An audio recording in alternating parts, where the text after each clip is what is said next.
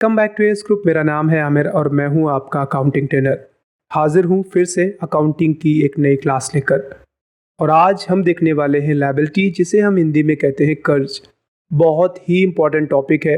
Accounts में ऐसा बहुत बार होता है कि हम क्रेडिट ट्रांजैक्शन करते हैं। क्रेडिट ट्रांजैक्शन मीन्स हम किसी से माल उधार लेते हैं या फिर हम माल उधार देते हैं। ऐसे में ये बहुत ज़रूरी हो जाता है कि आप लायबिलिटीज़ को समझें। और अकाउंटिंग में अगर आप कोई भी सॉफ्टवेयर यूज़ करते हैं, चाहे वो टैली प्राइम हो, टैली ERP9 हो, या फिर आप MS एक्सेल में मेंटेन करते हैं, तो ऐसे में आपको ये पता होना चाहिए लायबिलिटी किस तरीके से इफेक्ट करता है आपके बिजनेस के एसेट्स को। तो चलिए स्टार्ट करते हैं। सबसे पहले अगर हम बात करें लायबिलिटी कहते किसे हैं, परिभाषा क्या है, तो लायबिलिटी फर्म के ऊपर किसी थर्ड पार्टी का वह कर्ज है जो फर्म को भविष्य में अदा करना पड़ेगा।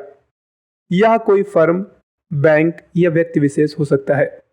मतलब किसी भी थर्ड पार्टी का आपकी फर्म के ऊपर किसी भी प्रकार का क्लेम है, क्लेम मतलब वसूला जा सकता है, तो उसे हम अपनी फर्म के ऊपर लायबिलिटी कहते हैं।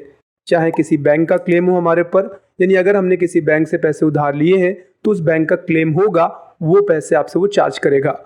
ऐसे में ही अगर आपने किसी व्यक्ति से पैसे उधार लिए हैं या फिर आपने किसी फर्म से पैसे उधार लिए हैं, तो वो आपके लिए लायबिलिटी हो जाएंगे, क्योंकि वह फर्म और वह बैंक आपसे क्लेम वसूलेगी उस पैसे का। चलिए, ये तो समझ में आ गया होगा कि कहते किसे हैं। अभी आपको कुछ और एग्जांपल समझाए जाएंगे तो चीज़ें क्लियर हो जाएंगी। उससे पहले जान लेते हैं रूल क्या है।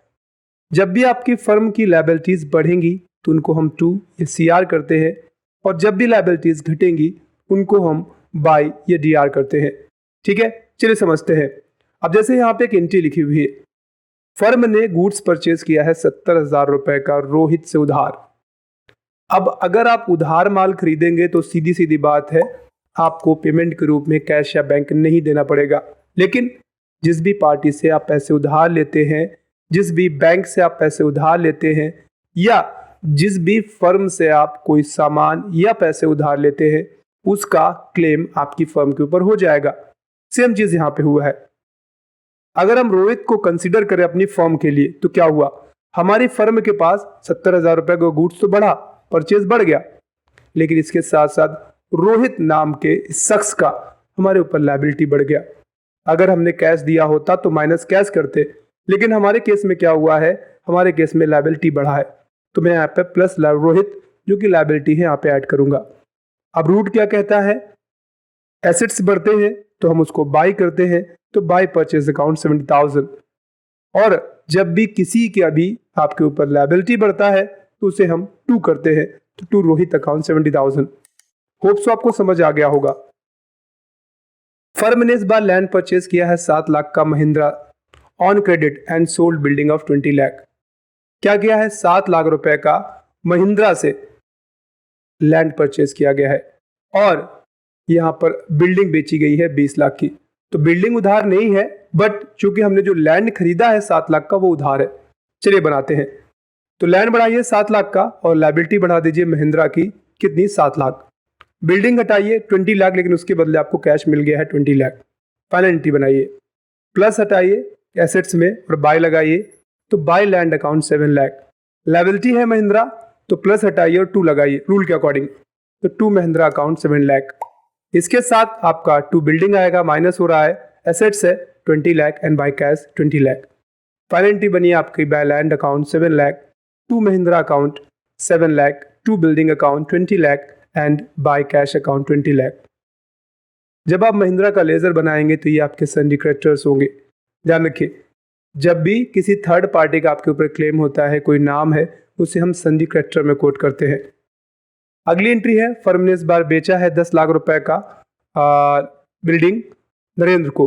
5 लाख तुरंत रिसीव कर लिया है SBI चेक से और 5 लाख बाद में वसूले जाएंगे। अब ये कैसे बनेगी, तो सीधी सीधी बात है, आपकी बिल्डिंग 10 लाख की माइनस हो जाएगी और जो आपको 5 लाख का SBI चेक मिला है वो आपके SBI अकाउंट में जमा हो गया। बाकी 5 लाख के एसेट्स नरेंद्र के आपके पास रहेंगे, उनसे आप बाद में वसूल सकते हैं। क्लेम है आपके ऊपर, मतलब आपका क्लेम है उनके ऊपर, तो ये एसेट्स रहेंगे। किसी और का क्लेम आपके ऊपर होता है तो वो लायबिलिटी हो जाता है, आपका क्लेम किसी ऊपर है तो वो एसेट्स हो जाता है, क्योंकि आप उसकी वसूली करेंगे, आप उसका फ्यूचर में लाभ लेंगे। तो 2 building account 10 lakh, by SBI account 5 lakh, by Narendra account 5 lakh.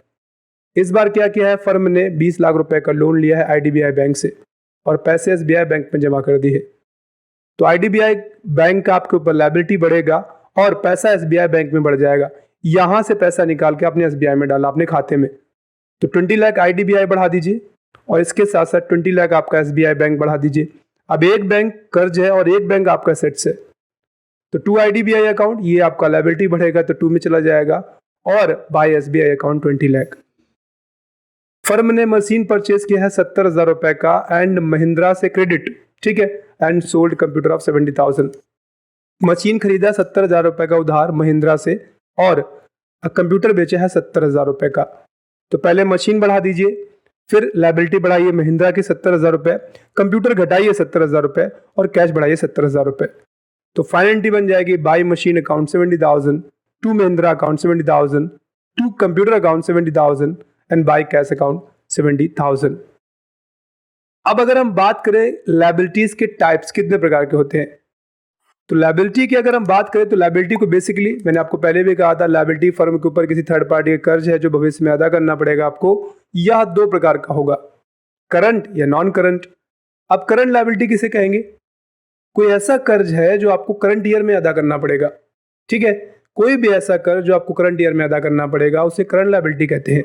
आपने किसी व्यक्ति से पैसे उधार लिए हैं, किसी बैंक से आपने पैसे उधार लिए हैं, बिल्स पेबल है, शॉर्ट टर्म डेप्ट है, यानी कुछ समय के लिए कोई कर्ज है आपका, एडवांस आपने किसी से ले लिया है या एडवांस आपने डिपॉजिट कराया है अपने पास, या फिर आउटस्टैंडिंग एक्सपेंसेस है।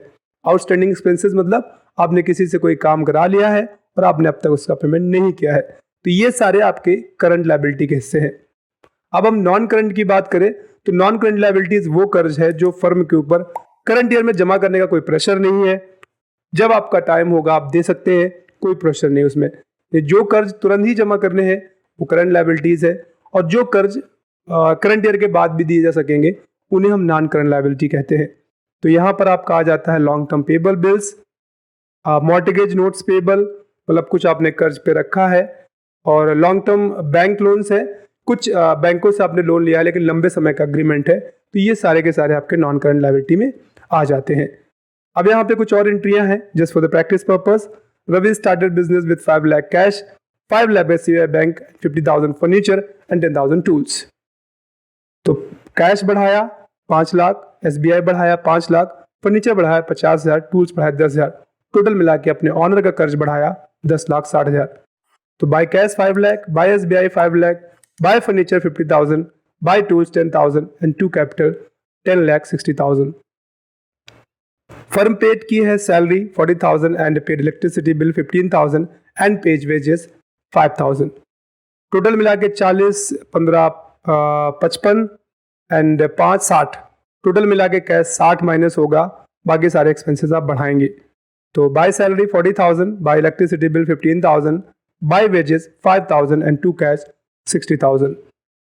तो इस तरीके से अगर आपको लायबिलिटीज की एंट्रियां बनानी है और उन्हें अगर पास करना है टैली प्राइम में, तो पहले आप बनाएंगे। पास करना तो ऑलरेडी मैं स्टार्टिंग से लेकर अब तक के जितने भी वीडियोस थे उन पे मैं बताता रहा हूं। तो उम्मीद करता हूं आपको लायबिलिटी समझ आया होगा। अगली वीडियो में हम बात करेंगे इनकम की, जिसे हम हिंदी में कहते हैं रेवेन्यू। तो चलिए आज की बात फिलहाल यहीं पे समाप्त होगी, आज की क्लास यहीं पे समाप्त होगी। बहुत जल्द फिर मिलते हैं नई क्लास में, तब तक अपना ख्याल रखिए, कंप्यूटर सीखते रहिए, अकाउंटिंग सीखते रहिए। Bye bye and take care.